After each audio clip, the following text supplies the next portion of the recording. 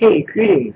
My name is Dave Crusoe, and I'm a co-director here at the Public Learning Media Laboratory, and I wanted to spend just a minute to tell you about a really neat instructional practice that we observed at a school in Worcester this past October.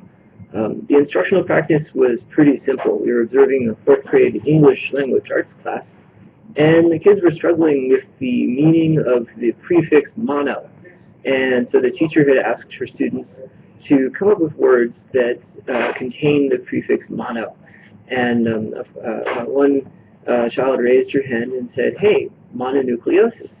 I've heard of that word before. I wonder what it is." And furthermore, why does it contain the prefix mono? So the teacher astutely said, without actually giving the answer, said, "Wait a sec. I want everyone to spend 5 minutes and use anything they have in front of them, any information source, whether it's a dictionary or an iPhone, an iPad, a computer on the other side of the room. There were only a few computers in the room, even a textbook.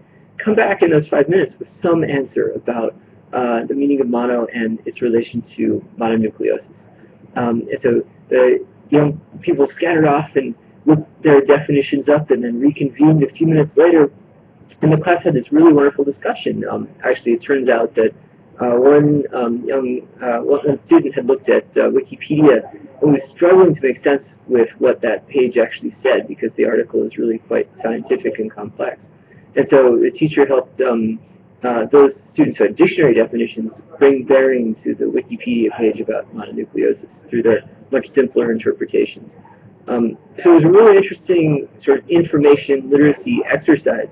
And I thought one really nice extension, which would be pretty simple, would be to add 5 additional minutes to the exercise and instruct the students after they had come back that first time and before they had discussed the definition to actually go consult a second source.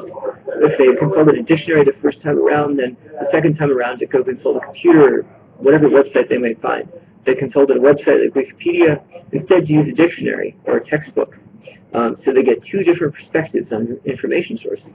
The resulting discussion wouldn't just be about the definition of the particular term, but instead would be about the definition and then the young person thinking about how the 2 sources compared in terms of their effectiveness, their accuracy, their triteness, how easy they were to understand, etc. So this is the exercise and the practice I wanted to relate. Hopefully we can get some video of this so that you all can imagine it, or rather see it rather than imagine it. So thanks a lot, and enjoy your information literacy practice.